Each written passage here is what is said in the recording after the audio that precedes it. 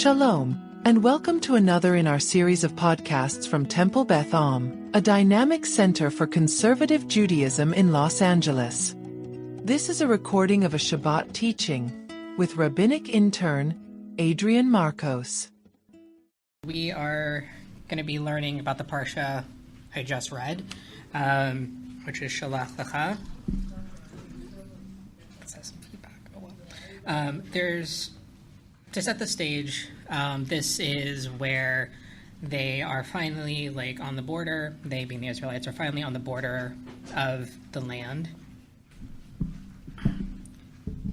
Might just be my hearing aids. I'm going to take my hearing aids out. Sorry, I have to take my hearing aids out because there's feedback there.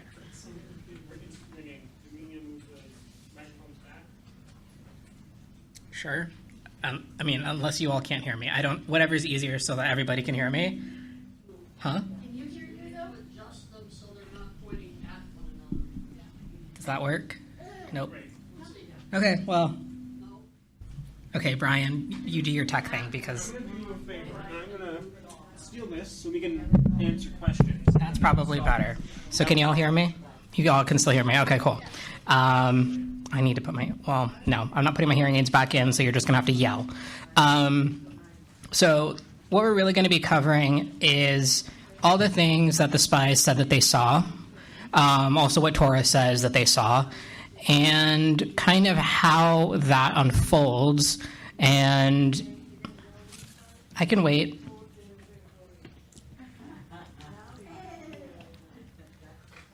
I can totally wait. So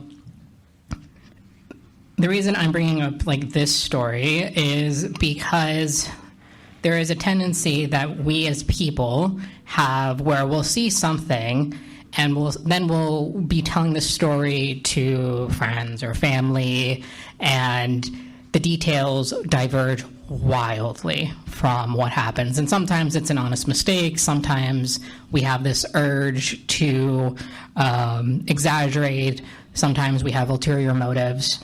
And I think Shalach Lecha is a really good kind of look into the way that the mind works. So does anybody want to set the stage with our first source? You can read it in the Hebrew or the English, whatever you're comfortable with.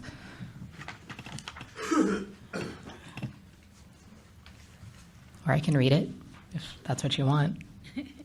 Okay, I guess I'll read the first source because I literally just read it. Granted, it was in the Hebrew. Read it on the Hebrew. I have to read it on the trope. I don't. That's fair.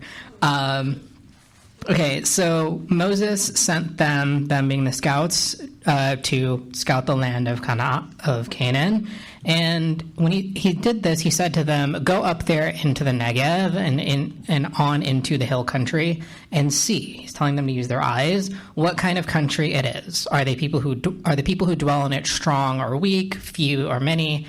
Is it the country in which they dwell good or bad? Are the towns they live in open or fortified? Is the soil rich or poor? Is it wooded or not? And take pains to bring back some fruits of the land. And then Torah throws in this extra line by saying, now it happened to be the season of the first ripe grapes. So these questions that Moses is asking of the spies, he's asking for a report. This is, I think, before they really had pen and paper, and they were probably still chiseling things into stone or carving them into clay and then throwing those clay into fire to preserve it. So he's asking for a report that really uses their eyes. He wants the story that their eyes saw, and Torah, with its little addition at the end, is already telling us that had we been there, we would have seen first ripe grapes. We would have seen delicious grapes with our own eyes. So we know just from this little bit that at least two of these questions have an answer to them that the spies are going to lie about, right? The country in which the non-Israelites are dwelling in is clearly good. The land and the soil is rich because you have grapes. They're in the season where everything is starting to flourish. So, any comments, thoughts about that? Nope. Okay. So we're going to jump. It's literally the next verse. But it's still the second source, and it's still talking about things that they saw with their eyes. Does anybody want to read that source? Joey. Thank you, Brian, for the mic. They went up and scouted the land from the wilderness of Tzin to Rehov at Levo Hamat. They went up into the Negev and came to Hebron, where they lived in Achiman, Sheshai, and Talmai, the Anakites. Now, Hebron was founded 7 years before Tzoan of Egypt.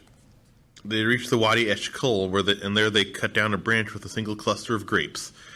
It had to be borne on a carrying frame by two of them, and some pomegranates and figs. Thank you, Joey. Okay, so we as outside readers, we see this, like we read it, and then we have this image that's being generated in our minds of, like we know that there are other people in the land, but there's also this wadi, which is like a kind of river, and it's got grapes by it, and these are huge grapes. Like they have to carry them on a branch between them because they're that big. And there's also like some juicy pomegranates and figs. So this is a really, really good picture that we're starting to be given. Yes, Brian, it looks like you have a question. No, I do not have a question. You have a comment? No. Okay. Oh, okay. So, yeah, like, again, these are the things that we are seeing. Now, if we, like, take the story of the spies and everything that happens out of your brain for a couple of minutes, maybe a couple of moments, if you were in this situation and you saw all of this, what kind of report do you think you would give? Would you be pretty truthful to the text, like the way that Torah is saying, look at all of these really great things? Or would you maybe try to fudge the details one way or another? Leora. I think it's... Hang on. This is also for me because I can't... Oh, okay. I was going to say, I think it's interesting that they talk about the foods, the fruits and the succulent grapes and the pomegranates and the figs. You can imagine up until that point, the food was probably pretty scarce, and what they had was very specific, what was available to them. So what's better than hearing a report about all the delicious fruits that are growing there and the lushness of those, of those crops? That was probably a really good sensory report to give back. It sounds enticing. Yeah. I mean, before this, up until this point, they had man, which, although it looked plain, according to all of the various commentators, not all of them, but various ones, it could taste however you wanted it to taste, your favorite food. So if for some reason you wanted a hamburger in the middle of the desert, it might not have looked like a hamburger, but it tasted like a hamburger, a really juicy hamburger. Oh man, I want a hamburger now. And then they also, like in the parsha we read this morning, they had the quail, but that didn't really end well for everybody because they had so much that they were vomiting it out of their nostrils and then they dropped dead. So, fruit is nice and juicy and it looks a lot better than quail in my opinion. Meat eaters, sorry, but it's true. So it's also, there's color, right? A pomegranate is, at least, I don't know how it was thousands of years ago, but today we think of pomegranates, we think of things that are bright red and juicy and delicious. And same, figs aren't red, but figs are still colorful, and grapes too, right? They come in all sorts of colors, all sorts of flavors. It's, like Leora said, it's a sensory experience, and it can even be multisensory because when these things are growing, they have a certain smell to them, something that the Israelites probably haven't encountered in a while, if ever.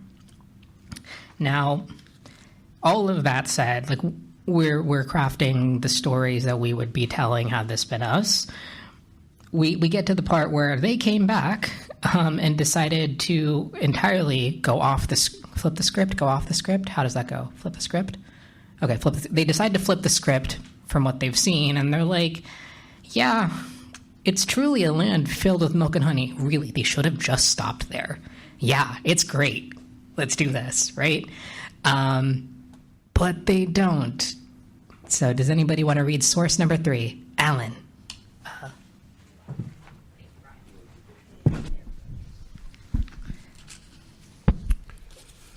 However, the people who inhabit the country are powerful, and the cities are fortified and very large.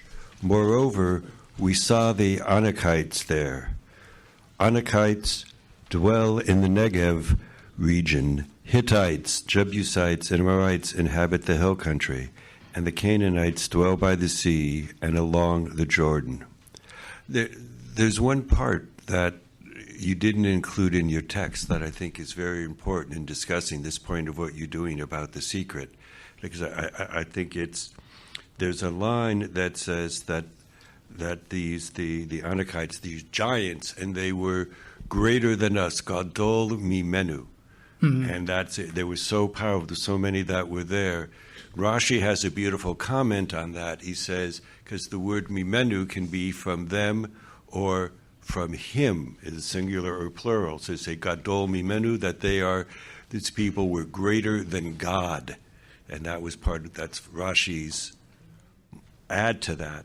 But here, the fact that they were dealing with giants and that they weren't going to be able to survive, I think ties right in with your theme, that the things we see, the stories we tell. And I think that is part of the story that's going on there with respect to the size of the people, that, hey, we can't beat these people. We can't win. Go ahead. They were in slavery, beaten down.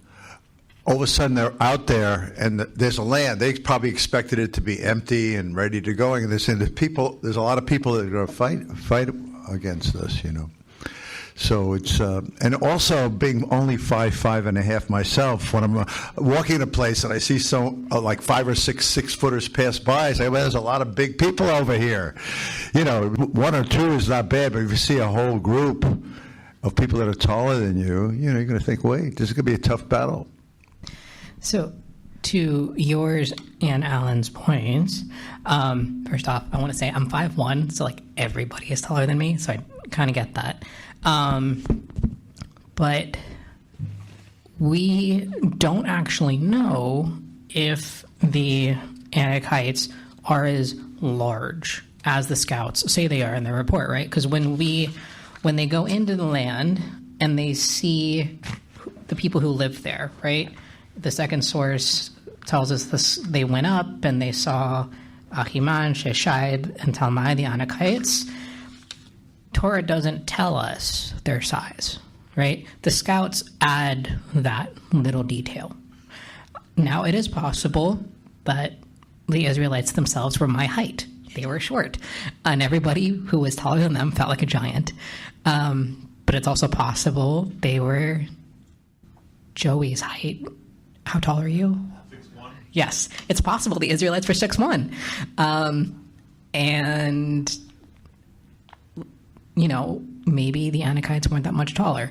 I'm not here to talk about archaeology and bones and all that stuff, but the fact remains, we don't know where they decided to get this detail from. Maybe it was just that they saw, oh man, there are people here, and having gotten their butts kicked a couple times by people who were kind of outside of the land had made the scouts kind of a little weary. So they're like, oh, well, these people are going to be just like, the Amalekites, right?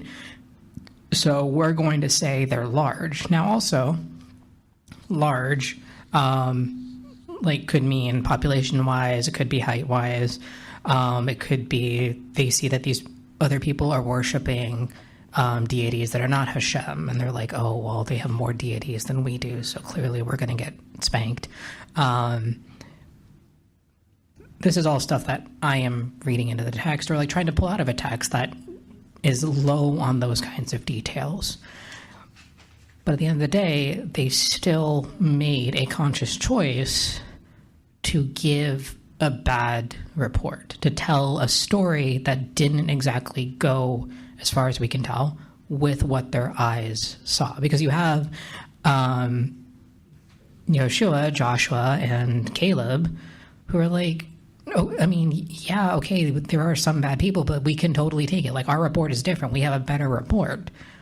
But by the time that they tried to say something, it was kind of like mob rule, right? You had all of these other spies saying a really bad report, that by the time the two gave their story and said, this is what we saw, nobody was willing to listen. Yes, Brian, or are you still messing with, is it A? Okay. So when I'm doing this. Gotcha, okay. Again, I don't have my hearing aids in, so I'm kind of more focused on things like that. All right. So that brings me to our next source, Alan Cook. No idea who this person is. I just pulled it off of Safaria because it kind of struck me, and I thought it fit well with this. And I'll read it if nobody minds. Okay. So Alan Cook writes, "We can go through our lives with blinders before our eyes, refusing to bear witness to God's greatness towards us. Or we can open our eyes that have previously been blind and proclaim Ashreinu, how greatly we have been blessed." I think this really works, given everything that we've talked about, because we as outside readers don't really have the same kind of blinders as the scouts do, right? Granted, we are separated, depending on how you view certain things, by thousands of years, if not longer, from the events that took place in Torah. And we, who have been to Eretz Israel, know that it is a quite beautiful place, and that it is agriculturally, that's the word, really juicy, really good.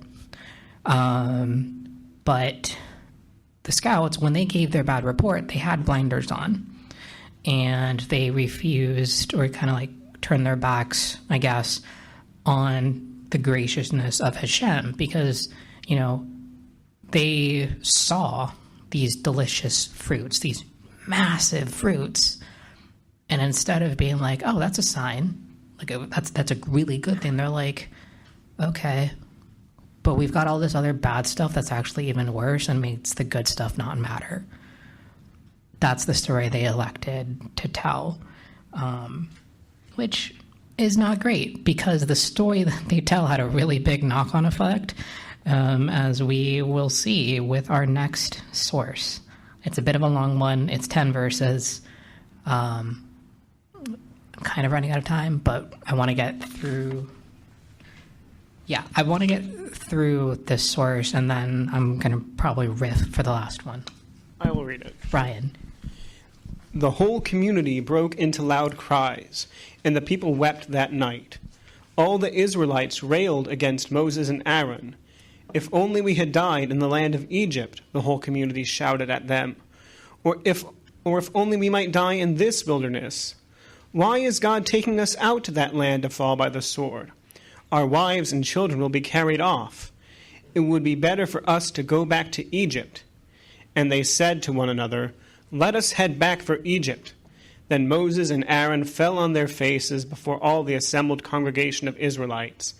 And Joshua son of Nun and Caleb son of Jephunneh, of those who had scouted the land, rent their clothes and exhorted the whole Israelite community.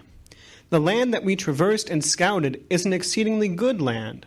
If pleased with us, Hashem will bring us into that land, a land that flows with milk and honey, and give it to us. Only you must not rebel against Hashem. Have no fear, then, of the people of the country, for they are our prey. Their protection has departed from them, but Hashem is with us. Have no fear of them.' As the whole community threatened to pelt them with stones, the presence of Hashem appeared in the tent of meeting to all the Israelites." Thank you, Brian. So this is really like a bridge source, because it's showing the consequences of a really bad story that got told, right? People started panicking. They're like, let's just go back to Egypt so we don't have to deal with this. And of course, Hashem does not react great to that. Like, Hashem gets really upset, and in our next source, this is kind of the aftermath where Hashem is like, I'm just going to get rid of all these people because this is getting annoying and they keep complaining. And yes, Ellen, the mic, can you run the mic to Ellen? Thank you.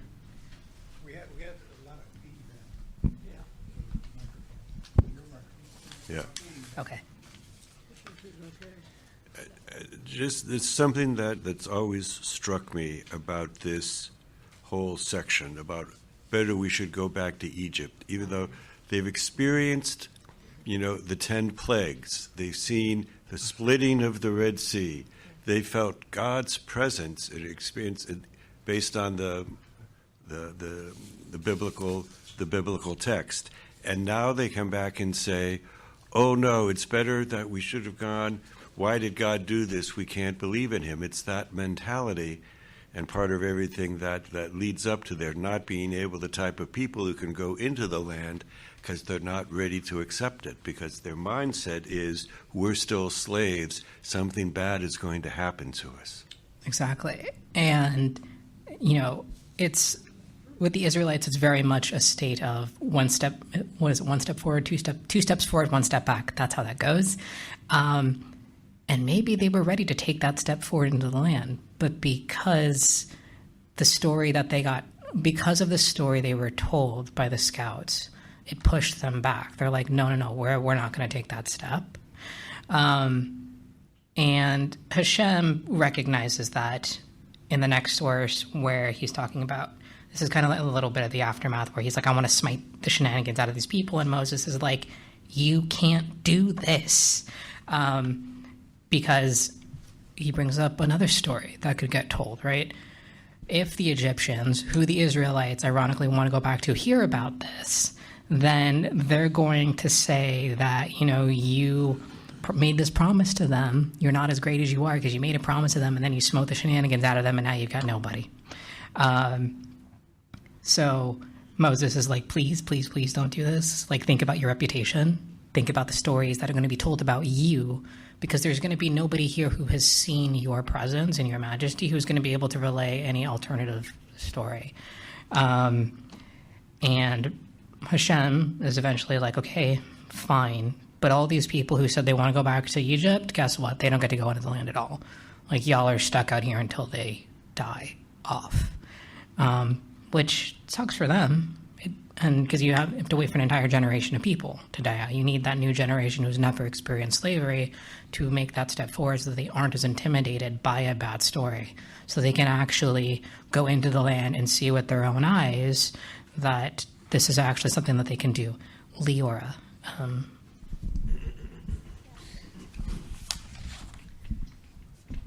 So I think I'm wondering whether it's not just the issue of the slave mentality and not being ready and complaining about wanting to go back to Egypt and never being enough. There's that. But there's also this idea that they believe the humans' account of what's in the land. They don't trust God. They don't go in there and say, you've led us all this way. Whatever you've got for us, we're ready for it. They send out human beings, and we know how false eyewitness accounts are. We know how you get 10 different people, you're going to get 10 different stories. And so they come back, and the people believe each other instead of believing in God and what God has told them and promised them. So until such time as they're ready to show that trust, they're not ready. Yep. They're not ready to go in. Exactly. Right. And on that note, I think I'm going to have... I just got to say, I like that, and that's good advice for all of us. We live in a superabundance, and yet we have fear. Yep. All right. On that note, I think I'm going to call it here. Adrian, you're leaving us without reading the last section. I want to read it. Okay. I'll read the last give a dramatic reading. But Moses said to Hashem, when the Egyptians from whose midst you brought up this people in your might, hear the news. They will tell it to the inhabitants of the land. Now that they have heard that you, Hashem, are in the midst of this people, that you, Hashem, appear in plain sight with your cloud, and your cloud rests over them. When you go before them in a pillar of cloud by day and in a pillar of fire by night. If you slay this people wholesale, the nations who have heard your fame will say, it must be because Hashem was powerless to bring the people into the land, promised them on oath that they, their God slaughtered them in the wilderness. Therefore I pray, let my Lord's forbearance be great, as you have declared, saying, Hashem, slow to anger, abounding in kindness, forgiving iniquity and transgression, yet not remitting all punishment, but visiting the iniquity of parents upon children, upon the third and fourth generation.